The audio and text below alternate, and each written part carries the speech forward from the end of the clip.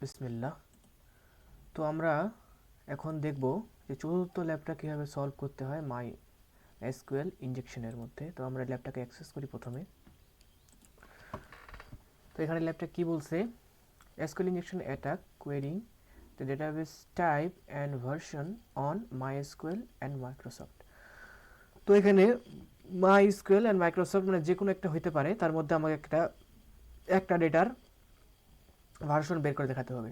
This lab contains SQL injection vulnerability in the product category filter.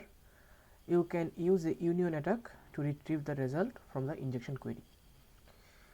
তো আমরা বলতেছি এখানে যে প্রোডাক্ট ক্যাটাগরি আছে সেখানে একটা এসকিউএল ইনজেকশন করা যায়। তো এখানে ইউনিয়ন ইউজ করে আমি ওটাকে কোয়েরিটাকে লিখতে পারি যাতে আমি এসকিউএল ইনজেকশনটাকে পারফর্ম করতে পারি। তো আমি এখানে গেলাম ল্যাবের ভিতরে। সো আমি এখানে প্রথমে দেখব যে আমাদের মূলত এই যে ক্যাটাগরিগুলো দেওয়া আছে, এই ক্যাটাগরিগুলো মূলত ডেটাবেজের অংশ। তো আমি প্রথমে এটা ক্যাটাগরি সিলেক্ট করব। সো ক্যাটাগরি দেখা আছে গিফটস। সো আমি কী করতে পারি, আমি প্রথমে দেখব যে ইন্টারনাল সার্ভার এরর আসে কি নয়। তো আমি প্রথমে এখানে একটা কোড দিলাম।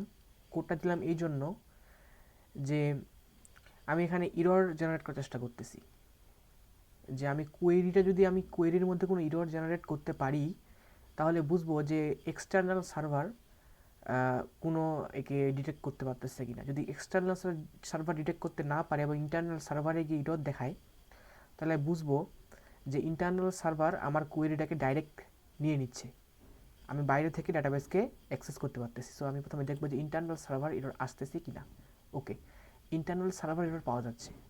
তো আমি এখন কি করব, এখন নেক্সট কাজ হলো যে আমি এখানে দেখব যে আমার এখানে কয়টা কলাম এবং কয়টা কলাম আছে আমার টেবিলে। তো আমি লিখব ও আর অর্ডার বাই ওয়ান। ওকে, তো অর্ডার বাই ওয়ান লিখলাম, আমি এখানে সেন্ড করলাম। তো এখনও ইন্টারনাল সার্ভারটা দেখাচ্ছে। তো আমাদের এখানে যেতে হবে চিটশিটটার, আমাদের একটা চিটশিট দেওয়া আছে, এখানে আমরা দেখবো যে কেমন করে আমরা ভার্সন বা দেখতে পারি। তো আমি এখানে চিটশিটটাতে যাই। তো এখানে দেখতে যে আমাদের বিভিন্ন ডেটাবেজের কমেন্টগুলো কেমনে করে দেওয়া আছে। আমাদের এখানে শেষে কিন্তু আমরা কী করছি, অর্ডার বাই ওয়ান, এটা একটা কোয়েরি যেখানে আমরা ডেটাবেসকে সাজাইতে বলতেছি যে 1 নাম্বার অর্ডার বা 1 নাম্বার কলাম অনুযায়ী এটাকে সাজাও। তো এটাকে ওকে আসার কথা, কিন্তু সেই ইন্টারনাল সার্ভারে দেখাচ্ছে মানে এটা এই ডেটাবেজের কোয়েরি নয়, আমাকে এখানে অন্য কোয়েরি দেখতে হবে। তো কমেন্টে আমি যত সম্ভব কমেন্টে ভুল আছে, কারণ আমি এখানে কমেন্টে শেষে ড্যাশ ড্যাশ যুক্ত করেছি, যেটা হয়তো ওরাকলের জন্য নয়, আমাকে অন্যগুলো দেখতে হবে। তো মাইক্রোসফটের একই রকমের ড্যাশ ড্যাশ। এখন আমি পোস্ট গ্রিসকুয়েল এটাতে দেখতে পারি যেটা হ্যাশ। ওকে, আমি এখানে হ্যাশ দিয়ে দেখি কাজ করতেছি কিনা। হ্যাশ হ্যাশ দিয়ে দেখি, না হ্যাশ দিয়েও কাজ করতেছে না। তো আমি আবার এখানে যাই, এখানে বলছে মাই এসকিউএলে কি note the space after the double dash. তো আমাদেরকে এখানে কমেন্টের আগে একটা স্পেস লাগাতে হবে, মানে কমেন্টের পরে একটা স্পেস যুক্ত করে দিতে হবে।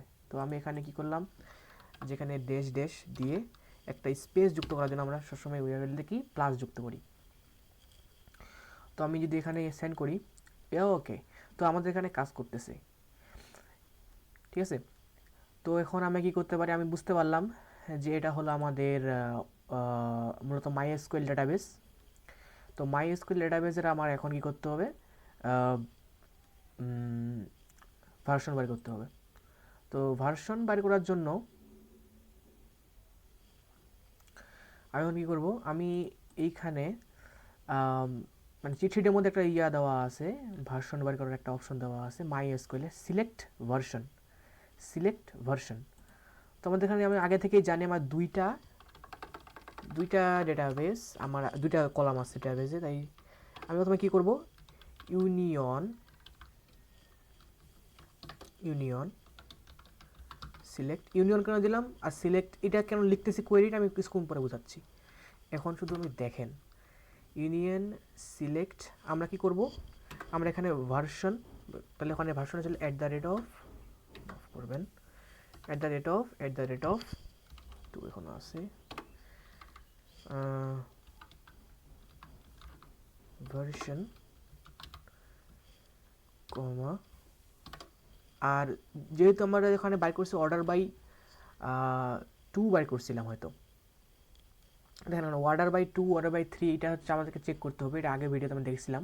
তো আমি এখানে জানি যে অর্ডার বাই 2 আছে, মানে দুইটা ভ্যালু নেই, তাই আমি এখানে দুইটা ভ্যালু নিলাম, ঠিক আছে।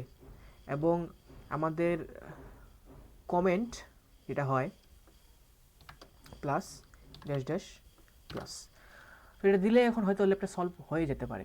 তো আমি প্রথমে বুঝাই এটা কী করলাম। তো আমি ইউনিয়ন, নাম বানান ভুল গেছে, ইউনিয়নটা কী করে আমরা এখানে আসে দেখি।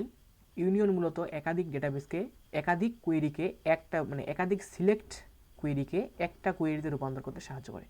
তো আমাদের ওখানে নিশ্চয়ই একটা কোয়েরি লেখা আছে যে ফ্রম ক্যাটাগরি, ফ্রম এই table select category gifts. So আমরা ইউনিয়ন দিয়ে কী করলাম, ওই জিনিসটাকে আমি ইউনিয়নের সাহায্যে আমি এখান থেকে আবার সিলেক্ট করলাম, কি ওকে যুক্ত করলাম, ওই কোয়েরির সাথে যুক্ত করে দিলাম ইউনিয়নের সাহায্যে, এবং সিলেক্ট করলাম ভার্সন। এবং ওই যেহেতু ওই টেবিলে দুইটা কলাম আছে, তাই আমাকে ভার্সন এবং নাল দুইটা আমাকে প্যারামিটার পাস করতে হলো, না হলে কিন্তু ইরর দিয়ে দিবে, ঠিক আছে। তো আমি যদি এখানে সেন্ড করি,